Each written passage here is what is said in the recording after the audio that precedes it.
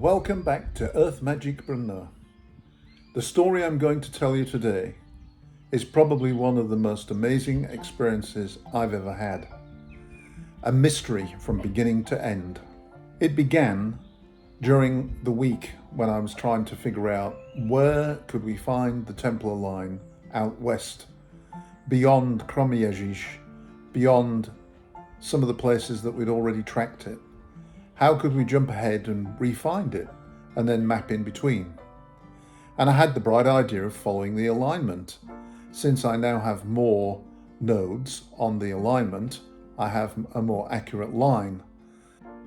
And I found that the line passed above a small town called Vsetin. Now the interesting thing about that is that I also did some research on Templars in Moravia.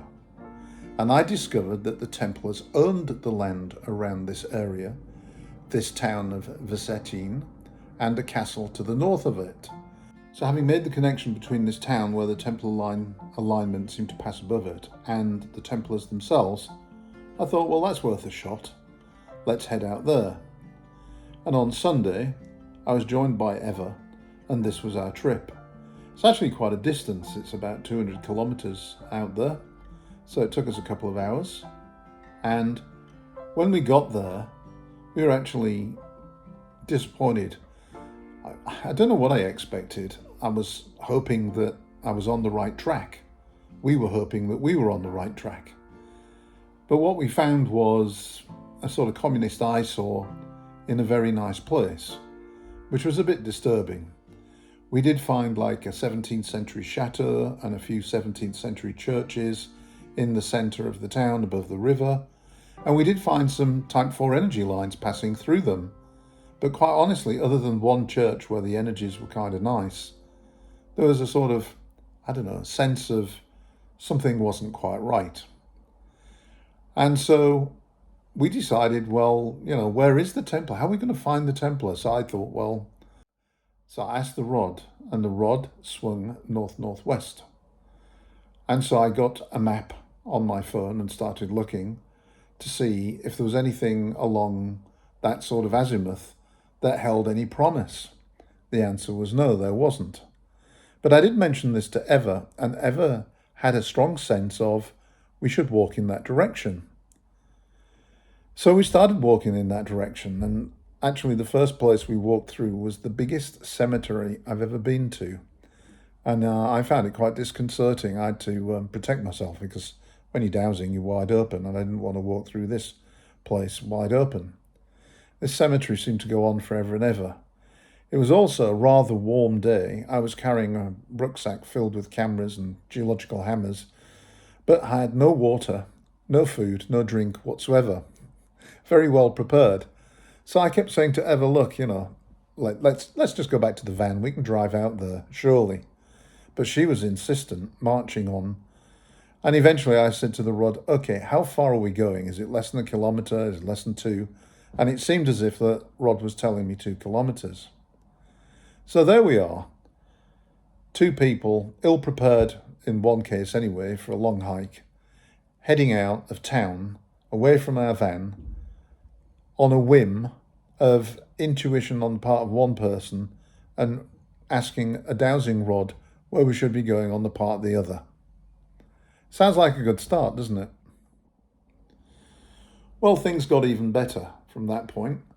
After the cemetery, we passed into a communist high-rise apartment city, coloured pink and orange and green and purple, sticking out like a sore thumb from the hillside, and to our amazement found that there was like a footpath trodden in the grass by others that we could follow along the edge of this communist apartment block, or shall we say, communist apartment block city. After that, Eva suddenly decided that we should go up the hill. She felt compelled to go up the hill. Me, hot, tired, bothered, nothing to drink, I was like, my goodness, do we have to? But sure, I decided I would, and I followed her up the road, up the hill. There was supposed to be a footpath about halfway up that we were going to take, but what we found was a gate locked blocking the footpath. This is highly unusual in the Czech Republic. Footpaths are sacrosanct. Footpaths are open. A man and his wife and child came out the house to a parked car and told us that the path was inaccessible. I thought, okay, there we go, we're heading back to the van. Eva says, in Czech, but what's at the top of the hill? Apparently the man says nothing much, but a rather good view. She then asked how we could get there, and he gave her directions. We went back down the bottom of the hill, walked a bit further up the road, took another road up, and I'm not joking, this road was steep. It was steep. It was like that sort of steep in places. And so I was struggling a bit with no drink and the heat, and I said, we got to stop. So we stopped, we took a break, and then consulted the map, and we found out we were pretty much at the top of where the path would have been. And the road that we were following went to the left and stayed fairly flat rather than going up the rest of the hill. So off we trudged, following the road, and as we rounded the corner, my eyes were taken to the right and a copse of trees. And I just knew we had found something special. The atmosphere suddenly was amazing. We were bathed in some sort of energy, and I went up into this copse and Eva followed me, and we just plonked ourselves on the ground and looked at each other in amazement. We'd found a special and spectacular place.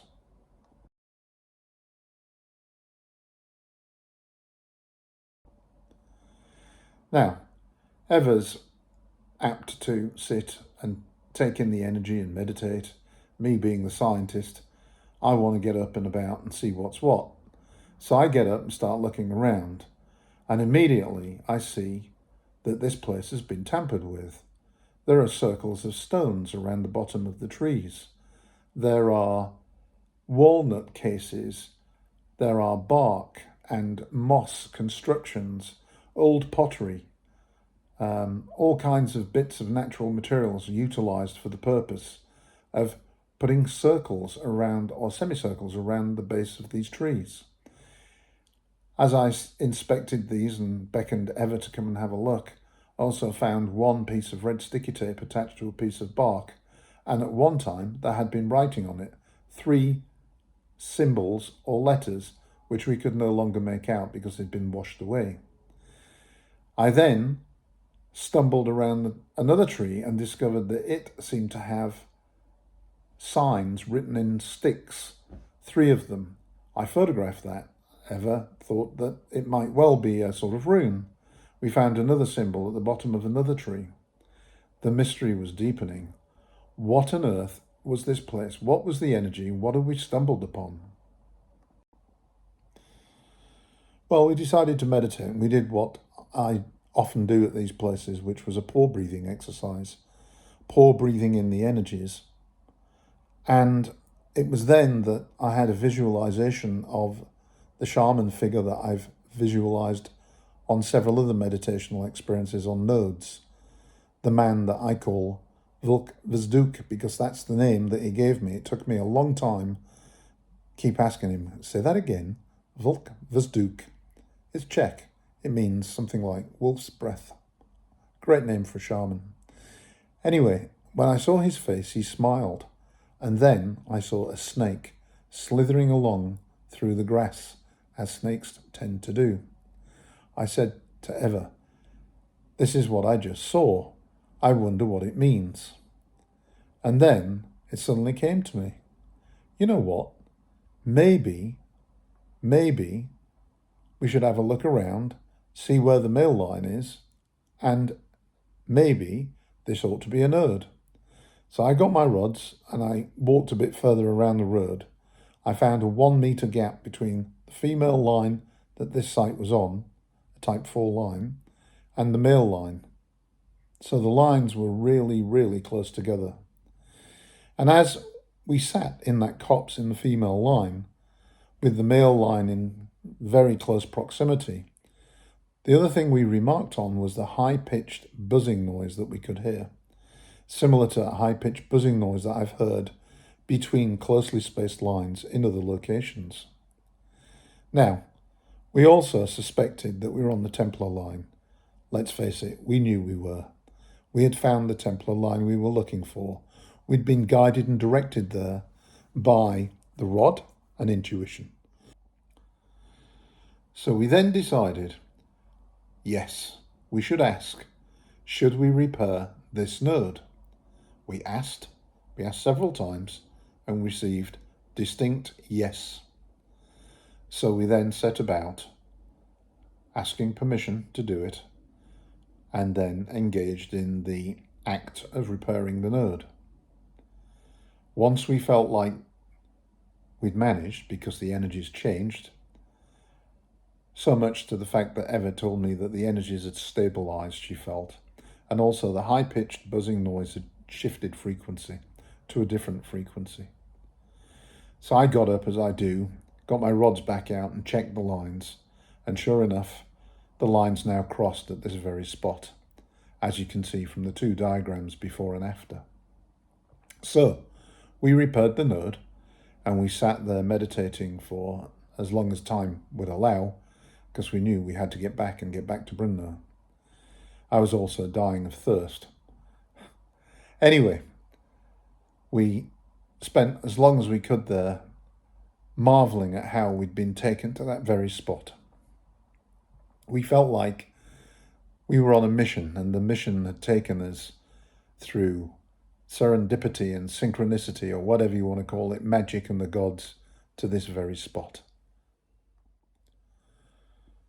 It's a very strange feeling when you let yourself loose, when you open up and allow yourself to be directed, and then discover that directed you were indeed.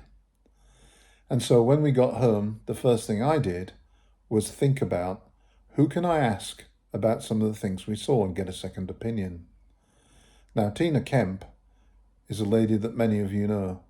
She's a wonderful occultist and person that I have a tremendous respect for, and she makes runes and she reads runes. So I got on Messenger and I sent her the photograph, indeed some photographs of the site, and what I suspected might be runes. I didn't really expect a response because after all it's fairly late on a Sunday night.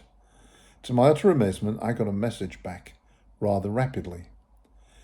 She even sent me a photograph in which, of the three symbols, she'd deciphered the last two. She'd even come up with the meaning. So Tina also said that she suspected that she knew what the first rune might have been, although the sticks had been disturbed. And she had an idea that she might draw a rune and confirm it. And she drew the actual rune that she thought it was, much to her amazement. And based on that, she was able to decipher the message as something along the lines of, gods or spirits create a storm which we must weather, or protect us from that storm. She said it seemed like a communication between a person and a spirit or a deity, perhaps Perun, as we'll see in a minute. And she also offered up the idea that someone was energizing something in those semicircles made of stone, and they had taken that object with them. So this got me thinking. It also reminded me of the red sticky tape on the bark, which had three characters drawn on it in pen, which were barely legible because of obviously weathering. So maybe those three same runes were actually drawn on that piece of red sticky tape as well. The mind boggles.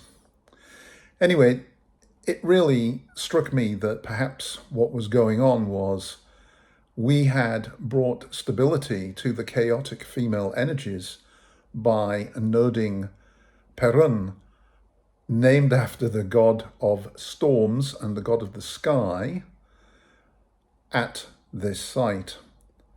It makes you really wonder what is going on here. Now there's more, because those of you that have been following my progress over here will know that this all started with meeting accidentally a very strange gentleman, a shaman, underneath the castle here in Brunner, and then being treated to several months of different designs and shapes drawn with stones and bones and rocks and things like that, culminating in another message left on a fence. That message said something along the lines of, "I can hear the blood flowing in your body." This then resulted in me visiting all kinds of places, dowsing earth energies, and finding all kinds of strangeness. Circles, hearts, spirals, things left at places. It almost seems as if, and as Tina remarked, there's some kind of a shamanic cult operating here. Or could it be just the shaman guy that I met? I suspect the former, because he would have to be all over the Czech Republic. But then on the other hand, I am, so why wouldn't he? But there's even more. You see, the place where we found this spot is called Babyka. And Baba is short for Baba Yaga. And Baba Yaga is really a reference to like an old wizened witch, the children's fairy tale of the witch in the forest that eats young children. But actually Baba Yaga is a derivation of the goddess Marana, the goddess of winter and death in the Slavic tradition. And you see, if you've read my books, you'll know that I developed something of a close relationship with her and a couple of other Slavic deities by evoking them and working with them through 3 moons. And I have recently been using Marana as the gateway to the subconscious, a sort of hero's journey, a journey into the darkness to retrieve something of light, something of value, and bring it back to the conscious mind. And so I also wonder, is this Marana Baba idea of the hero's journey and bringing something back of value also tied into what's going on here? And things get even more peculiar because Eva has a favourite hill outside of Brno. She walks it often. It's called Baba. Yes, Baba. And Baba is where we found another Templar line node. Except this node lies in somebody's back garden and it doesn't seem to belong there. So we have thought about repairing that node and moving it to a better location. And we tried to do this a few weeks ago, and we picked a spot, or rather Eva picked a spot, halfway up Baba Hill. And along the way, I kept noticing tree stumps and bottoms of trees with strange designs in bark and moss, almost like little houses for fairy people. And I showed Eva this and remarked on it at the time.